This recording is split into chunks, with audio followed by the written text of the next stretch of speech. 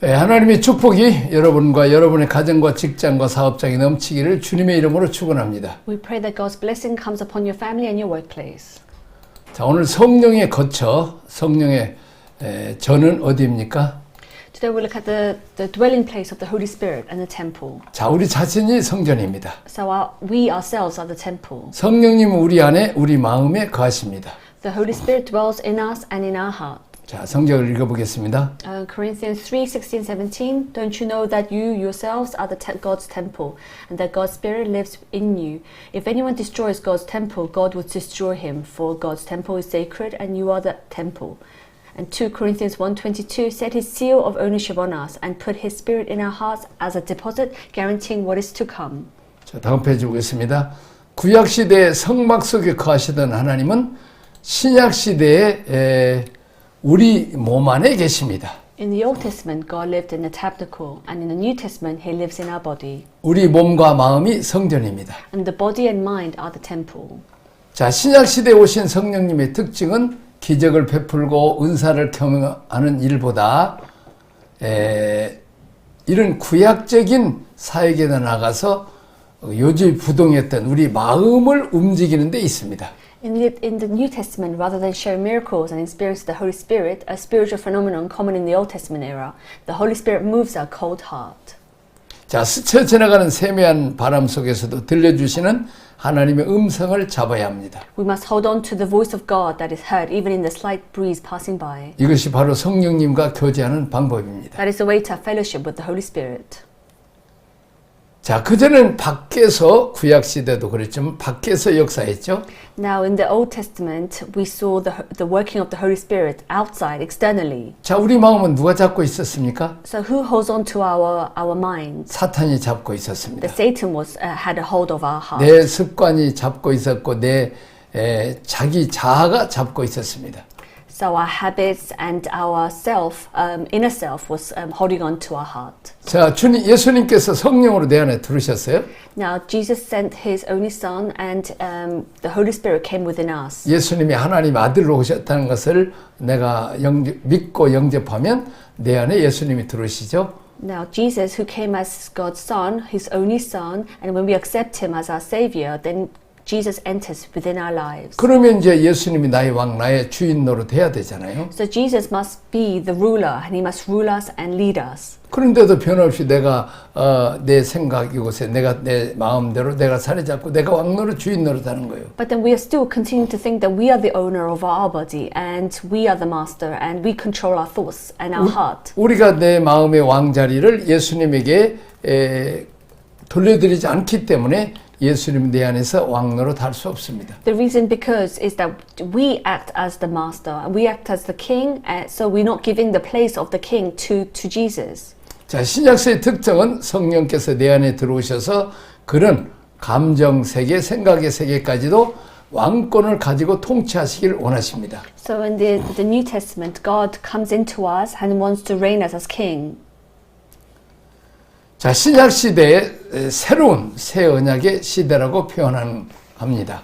So in the New Testament, they say that this is a new era. 이 새 언약의 시대에 나타난 하나님의 언약은 뭐냐면 내가 너희 안에 있겠다는 것입니다. So the promise that God makes us is that God says that He will stay and He will be with us. 자, 다음 페이지 보면 구약의 예레미야서 33장에도 이렇게 미리 예언해 주었습니다. So this was prophesied in Jeremiah 31. So I will read the Jeremiah 31:33. This is the covenant I'll make with the house of Israel after that time, declares the Lord. I will put my law in their minds and write it on their hearts. I will be their God and they will be my people.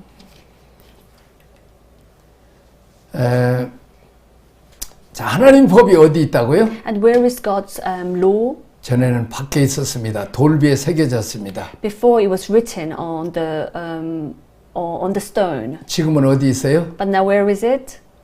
우리들의 마음 속에 둔다고 말하고 있습니다. It is written on our hearts. 법이 우리들의 마음 속에 기록된다는 것입니다. So the law is written in our hearts.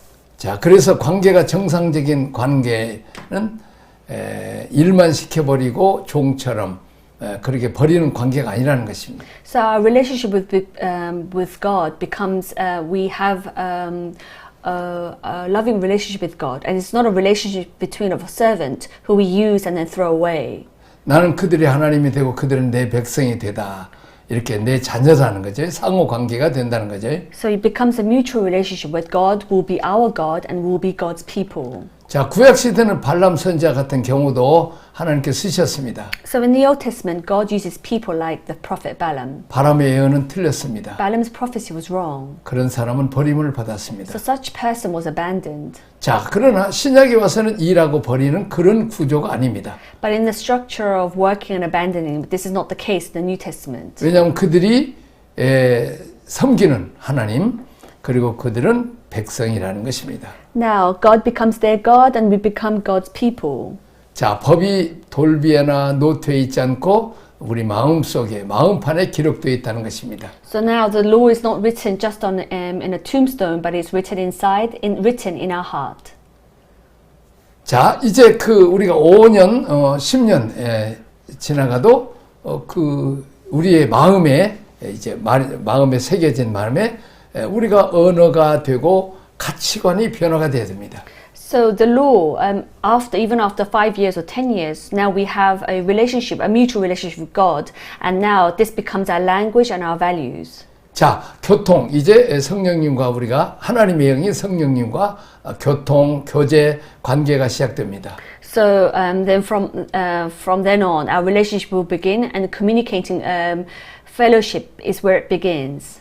자, 그래서 서로 교통하게 되면 이제는 밖에만 있지 않고 안에 들어와서 인격이 되고 사상이 됩니다. So now, when you fellowship and you communicate with each other, this is not just it's not just formed outside, but from inside. 가치관이 되고 삶의 자세가 바뀌어집니다. So our values change and our attitudes in life changes. 이제 복음이 내 안에 들어옵니다. Now the gospel comes into us. 새 언약의 시대의 특징이 뭐냐? 법이 이렇게 돌베 있지 않고 또 입에만 있지 않고 우리 생각 안에 있고 가치관 안에 있다는 것이 차이입니다. So what are the characteristics of the new covenant age? That it is not only written on the tombstone, but it is written inside in our heart. 자, 같은 얘기를 지금 에스겔서 36장 26, 27절에서 하고 있습니다. So the same is repeated once more in Ezekiel 36, 26, 27. I will give you a new heart and put a new spirit in you. I will remove you from your heart of stone and give you a heart of flesh. And I will put my spirit in you and move you to follow my decrees and be careful to keep my laws. 자, 우리가 말만 하고 선제로서 증거하는 것이 아니라 그 말씀대로 행할 수 있도록 도와준다는 그러기 위해서 우리 마음 속에 성령님 오신다는 거죠. So the reason why the Holy Spirit is within us is not just for us to speak and testify as prophets, but to help ourselves and to others. 우리가 하나님 말씀대로 살지 못하니까 성령께서 오셔서 유모처럼 변호사처럼 우리를 도우셔서 말씀대로 살 수 있도록 하신다는 것입니다. As it was difficult for us to live according to God's laws, now God sent the Holy Spirit, and the Holy Spirit worked as a counselor and as a teacher to guide us.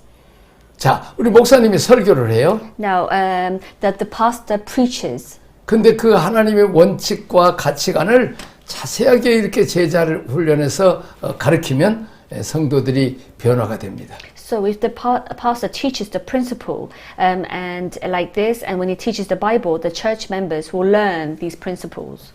자, 어떤 사람이 우울증 걸렸어요. Let's imagine someone who's suffering from depression. 사탄은 자꾸 죽으라고 그렇게 생각을 넣어줘요. And the Satan's whispering, "Oh, you must die." 내가 죽어야 너희 집도 평안이 온다. 그렇게 나쁜 생각을 넣어줘요. So the Satan keeps whispering, "If you die, then your family will be happy." 자, 악한 영의 소리를 들어요. So this deacon keeps hearing this evil spirit whispering. 그러면 자기도 교회 가면 죽자. So he thinks, "Oh, I will die." 이런 그분이 집사예요. But then this person is a deacon. 그런 생각을 가져왔을 때 목사님은 왔어요.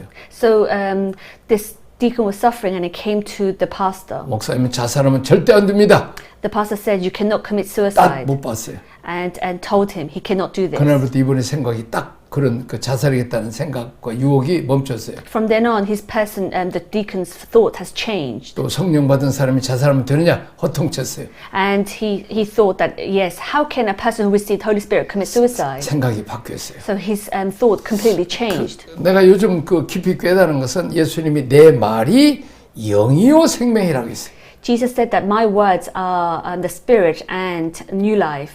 자, 아담과 하와가 사탄의 말을 듣고 선악과를 따먹었어요. Now, Adam and Eve listened to the whispering of the Satan and followed his words. 사탄의 말이 곧 악한 영이 아담과 하와에 들었다는 거죠. So Satan's words came inside of Adam and Eve. 그래서 우리가 어떤 말을 들느냐가 대단히 중요해요. So what words we hear is very important. 말이 영이고 사람을 살리고 죽이는 생명이기 때문에. So words can save lives or can kill. 그래서 우리는 절대 죽이는 말, 부정적인 말, 어두운 말을 해서 하면 안 돼요. 그러면 자녀들이나 누구에게 죽어요. So we must not speak of the negativity, but this can kill others. 그런 우리는 용기를 주고 소망을 주고 살리는 말을 하면 우리의 말이 영이요 생명이기 때문에 그 사람이 살고 용기를 얻게 돼요. So we must give courage and encourage others so that they can live. 자, 신약의 성령의 역사는 구약의 성령의 역사를 이루지 못하던 업그레이드된 상태입니다. So the work of the Holy Spirit in the New Testament is an upgrade that could not be accomplished in the work of the Holy Spirit in the Old Testament. 자, 구약의 성령은 현상, 은사사에게 다였습니다. So in the Old Testament, the ministry of the Holy Spirit was the physical gift. 자, 마음이 안 바뀌었습니다. But then our heart did not change. 예수 그리스도의 십자가와 부활과 승천을 통해서 우리에게 새로운 새 언약이 시작되었습니다. The crucifixion, resurrection, ascension of Jesus are the beginning of new covenant for us. 자, 새 언약 시대에 성령님이 오시면 이제는 사역만을 위해서 온 것이 아니라 우리 마음에 들어오셔서 생각과 가치관을 바꾸십니다. So when the Holy Spirit of the new covenant era comes, it does not come just for the work, but enters our heart and changes our thoughts. 자, 성령님을 우리 마음에 모심으로 하나님을 모시고 거룩한 성전이 된다는 것입니다. So accepting the Holy Spirit makes my heart seek the Lord and it becomes a holy sanctuary. 그래서 신약 시대에 성령 받은 사람의 특징은 하루 이틀 교제하면서 계속 성장해 가는 것입니다. So those who have received the Holy Spirit in the New Testament era is that they continue to grow and become holy as a fellowship for more than 1 or 2 days. 자, 부모가 자녀들에게 먹을 것을 주고 말을 해주고 사랑해주고 말을 들어주고 하면서 교제를 나눠요. Now the parents feed the children and nurture the children and continue to have a conversation with them. 그러면서 그 자녀들이 자라고 또 부모를 닮아가대. And the children continue to grow and they tend to take after the parents. 또 우리가 말씀을 듣고 성령의 감동을 받으면서 우리가 영적으로 자라게 되고 또 우리가 하나님을 닮아가게 돼요. Now we listen to the word and we're moved by the Holy Spirit and grow spiritually and we become the image of God. 자, 성령님께서 내 마음에 영향력을 끼치기 시작하면서 점점 우리가 거룩해지는 하나님의 성전으로 변해 간다는 것입니다. Now the Holy Spirit influences us to change.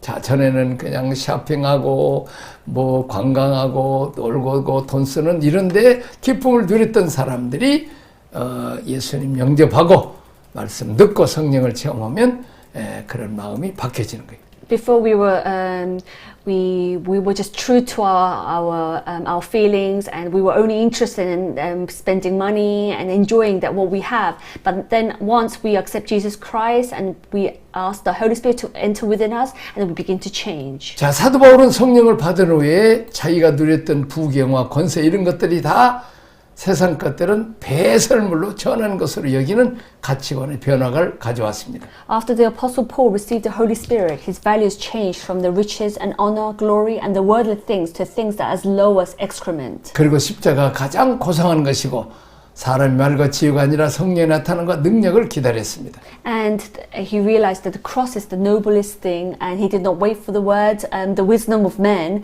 but the manifestation and the power of the Holy Spirit. 영혼을 구원하고 치료하기 하는데 관심을 갖게 되었습니다. So he spent his time and his energy on to save and to heal the lost souls.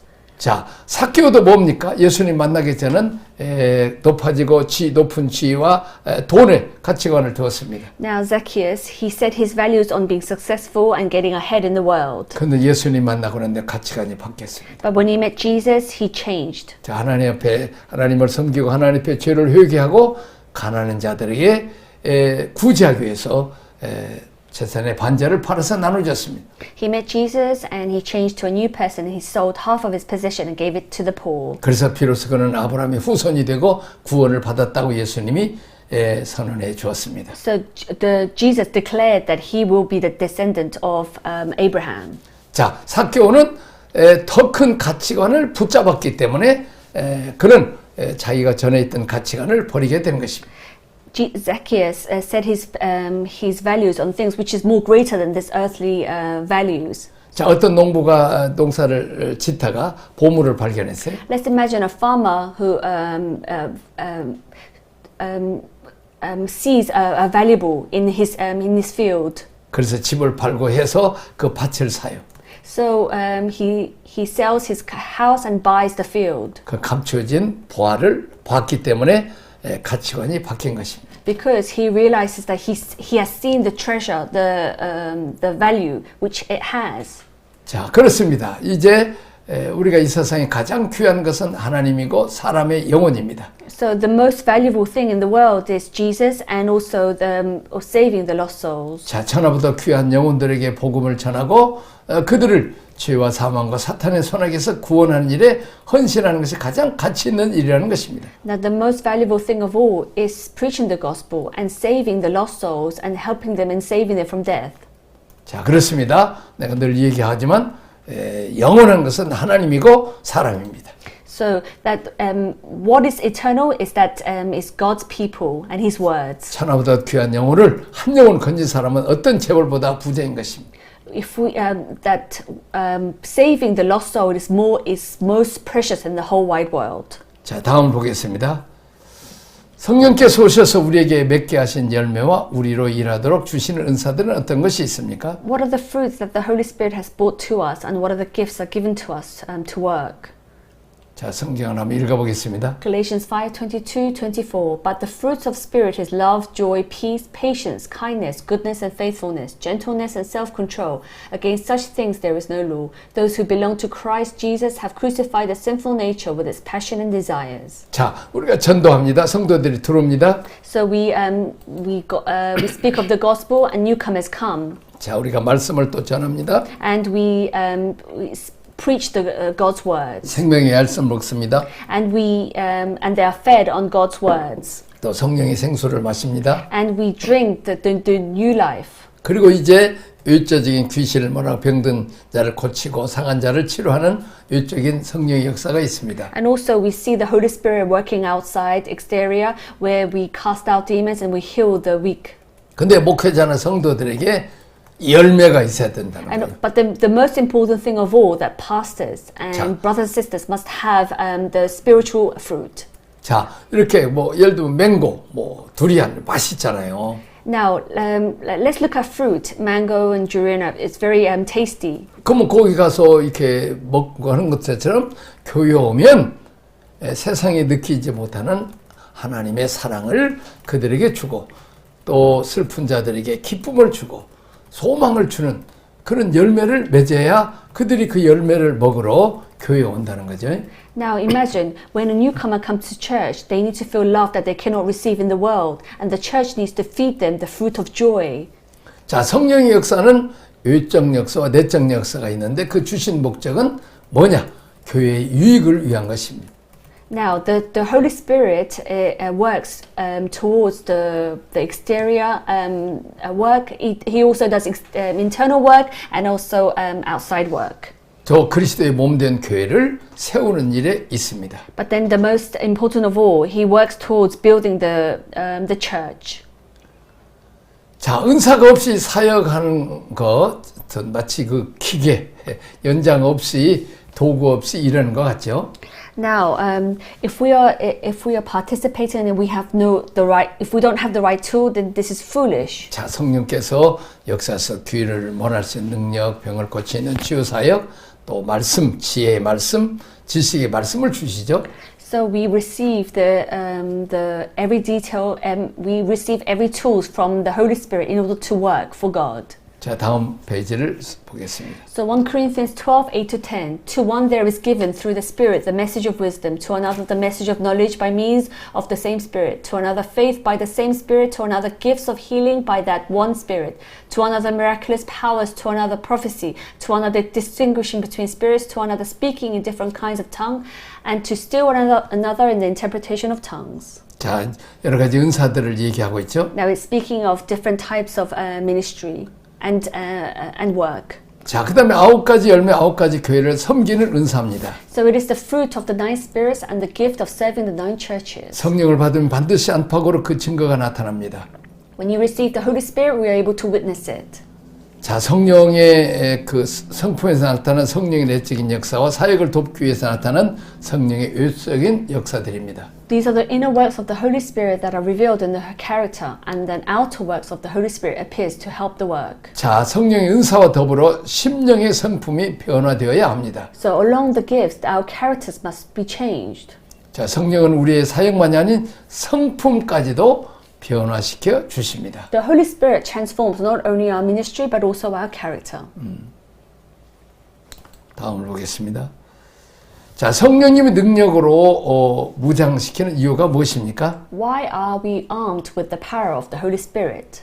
자, 성령을 받아들이려는 땅끝까지 이르러서 그리스도를 증거하는 증인이 되기 위해서입니다. The reason we need to receive the Holy Spirit is to become a witness of Christ to the ends of this earth. 자, 성경 읽어보겠습니다. Acts 1:8, but you will receive power when the Holy Spirit comes on you, and you will be my witness in Jerusalem, and in all Judea and Judah and Samaria, and to the ends of this earth. Luke 24:49, I'm going to send you what my Father has promised, but stay in the city until you have been clothed with the power from on high. 자, 성령님은 오셔서 계속해서 이 땅에 복음을 전하는 일을 돕습니다. So the Holy Spirit comes and continues to help to spread the gospel to everywhere. 사역을 도와주십니다. Helps with our ministry. 현장에 가면 귀신도 쫓고 마녀들의 무당을 때리잡는 일도 하는 능력을 행하게 해주십니다. So in the ministry, Holy Spirit helps us to cast out demons and to beat witches and shamans. 성령님이 오시면 우리의 전도와 선교를 도와주십니다. So when the Holy Spirit comes, it helps us with the evangelism and mission. 계속 교회에서 능력 사역을 해야 하고 전도할 때도 능력 사역을 해야 합니다. So we must continue to do the ministry of power in the church. 성령의 권능을 사용해서 하나님 나라를 확장해야 됩니다. And also we must use the power of the Holy Spirit to expand the kingdom of God. 특별히 이 선교지에서 이렇게 그 병원이나 약이나 또 가난하기 때문에 이런 데는 역사가 더 많이 일합니다. 왜냐하면 더 많이 하나님을 의지하기 때문입니다. So you must do the ministry work of preaching the gospel to all countries, and also we witness many these Holy Spirits performing these miracles. 자, 사도 바울은 빌립보에서 귀신 들린 여자를 만났을 때 바울이 고쳐주었습니다. So when the Apostle Paul met a woman possessed by a demon in Philippines, Paul healed her. 얼마나 파워풀했겠습니까? How powerful was he? 그것을 보는 사람들이 얼마나 마음에 하나님에 대한 두려움을 가졌겠습니까? So how many people who witnessed what happened must have had fear of God in their hearts? 자, 은사가 전도하는데 반드시 있어야 됩니다. So gifts are essential for evangelism. 그래서 성령이 오시면 우리는 전도하러 나가야 합니다. So when the Holy Spirit comes, we must go out to evangelize. 자, 오직 성령이 임하시면 땅 끝까지 복음 전하는 일에 힘을 써야 합니다. Only when the Holy Spirit comes upon us, we must be used to spread the gospel to the ends of this earth. 자, 외적인 거죠. 능력을 말합니다. Now it's talking about the power. 네, 그렇습니다. 자, 다음 페이지 보겠습니다. 성령이 너희 임하시면 권능을 받고 땅까지 이르러 증인이 되어야 합니다. So when the Holy Spirit comes upon you, you will receive the power and you must become the witness to the ends of this earth. 자, 성령 받고 나면 계속 흘러가는 성령의 역사에 따라 복음을 전하고 그리스도의 몸된 교회를 세워야 합니다. After receiving the Holy Spirit, we preach the gospel and build the church in the body of Christ. 자, 성령께서 오실 때 사도행전에서는 전도와 선교에 집중하였습니다. So when the Holy Spirit came, Acts focused on evangelism and mission. 자, 그런데 사신서에 가면 교회의 몸인 그리스도의 몸인 교회를 세우고 돌보는 일이 사도들의 주된 관심이 됩니다. But in the epistles, the establishment and the care of the Christ and the body, the church, is the main concern of the apostles. 생명을 잘 키워 씨를 확산시키도라는 선십과 확산 씨들이 그리스도의 몸으로 건강히 세워지는 킹십을 했습니다. So the work of nurturing life and spreading the seed, sonship, and the healthy establishment of spread seed as the body of Christ, kingship. 어느 하나 치우치지 않고 소홀해서는 안 됩니다. So they are the two-way work that should not be biased or neglected. 전도와 양육해서 교회를 세워가는 것입니다. So we must continue to work towards building the king of the body of Christ, building the work of God together. 자, 성령님이 오시면서 하시는 일이 무엇입니까? What does the Holy Spirit do? 그리스도의 몸인 교회를 세워간다는 것입니다. He comes to build the body of Christ, to build the church. 예수님의 성육신, 십자가, 부활, 승천, 성령의 오심으로 교회를 세워갑니다. So he comes in order to build this church, and we are shown through the resurrection ascension.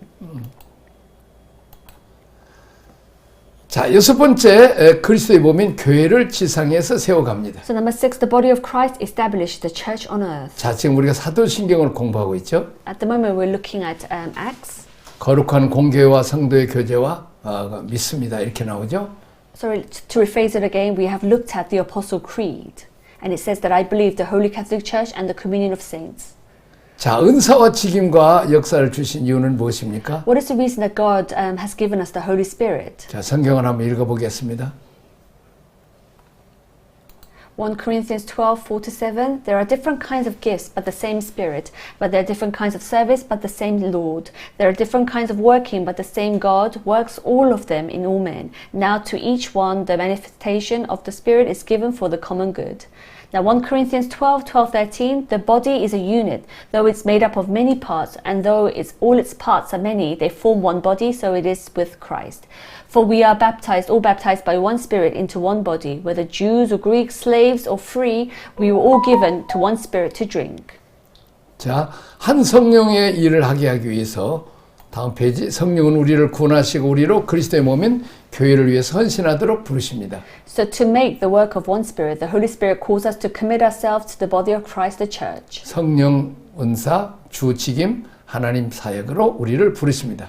So the Holy Spirit gift, the Lord's service, and God minister calls us. 자, 지금 삼위일체를 설명하고 있습니다. It's explaining the Trinity. 자, 성령의 은사들은 그리스도의 몸을 세우고 교회의 유익을 위해서 주셨습니다. The gift of the Holy Spirit are given to build up the church of Christ and the good of the church. 성령은 현상이 아닙니다. Holy Spirit is not just a phenomenon. 그리스도의 몸을 위한 하나님의 약속입니다. It's God's promise for the body of Christ. 다 한 성령을 마시게 했고 다 한 성령으로 세례를 받아 한 몸 교회가 된다는 말씀입니다. God made them all drink one spirit, and we are all baptized with one spirit to become one body, the church. 자, 우리가 침례를 받으면 어떻습니까? What happens when we are baptized? 우리 안에 물이 있죠? So we are covered with water. 자, 여기는 지금 성령을 마셨죠. So we are drinking the water of the Holy Spirit. 자, 우리 몸이 그 침례를 받을 때 물통에 들어갑니다. So when we receive baptism, we go into the pool of water. 밖에 물이 가득 차죠. So outside it's full of water. 다시 말하면 우리가 성령 세례를 받음으로 성령 안에 우리가 완전히 잠기게 되는 거죠. So when we receive the Holy Spirit, it means that we go inside the water and we are filled with water, the Holy Spirit. 그러니까 우리가 안에 성령, 밖에 성령이 있다는 것을 우리가 기억해야 되죠. So we must know that the Holy Spirit is within us and also is outside and shown outside too.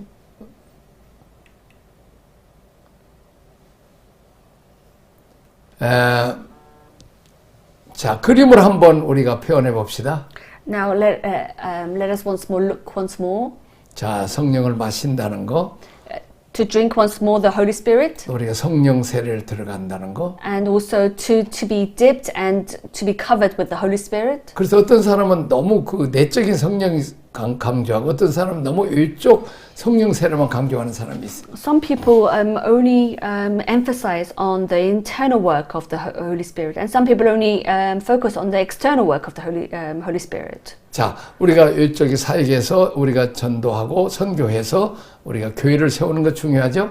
It's very important for us to work towards building the church, the body of the head of Christ. 그러니까 우리가 예수님을 영접함으로 믿고 영접 예수님이 성령으로 내 안에 들으시죠. 이건 생명입니다. So when we accept Jesus Christ as our Savior, then Holy Spirit enters within our lives. 그래서 우리가 예수 그리스도, 다시 말하면 예수 그리스도의 영이 들어왔기 때문에 예수님을 영접했기 때문에 우리가 성령께서 우리를 9가지 성령 열매와 함께 예수님의 장성한 분량에까지 우리를 자라게 하는데 성령을 주신 목적이 있습니다. Now there is a purpose why God has given us the ninth fruit of the Holy Spirit, and He wants us to grow.